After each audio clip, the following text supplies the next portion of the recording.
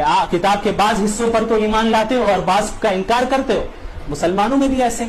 آج دیکھ لیں آپ, جو بعض نام نہاد لبرل قسم کے مسلمان ہیں, ٹھیک ہے عبادت تو سمجھ میں آتی ہے, نماز اچھی چیز ہے, لیکن یہ عورتوں کو حجاب کرنے کیوں کہا گیا یہ سمجھ میں نہیں آتا.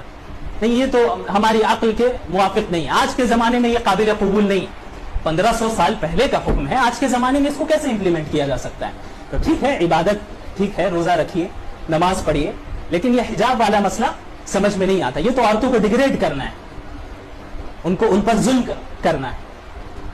حالانکہ حجاب ظلم نہیں ہے, یہ تو عورت کی بلندی ہے. اسلام عورت کو عزت دینا چاہ رہا ہے. جو نام نہاد لبرل قسم کے لوگ ہیں, مسلمانوں میں ہو غیروں میں ہو, یہ وہ عورتوں کو جو دکھانا چاہتے ہیں, ان کے ذہن میں یہ بات ڈالنا چاہتے ہیں کہ آپ حجاب کے بغیر جب بازار میں آئیں گی تب یہ آپ کی حریت کی دلیل ہے, آپ کی آزادی کی دلیل ہے. آپ جتنا شارٹ پہنیں گی کپڑا آپ اتنی زیادہ آزاد ہیں. حالانکہ اس کے پیچھے ان کی خواہشات ہیں, ان کے ڈیزائرز ہیں, جو وہ اپنی شہوت کا ہدف عورتوں کو بنانا چاہتے ہیں.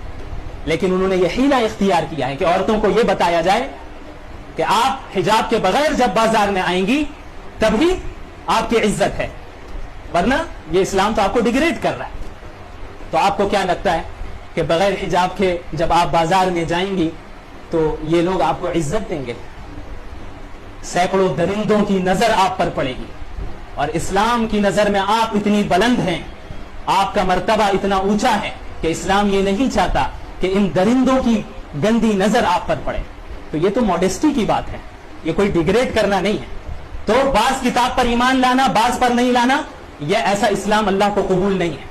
ایسے اسلام کا یا ایسے دین کا کیا نتیجہ ہے؟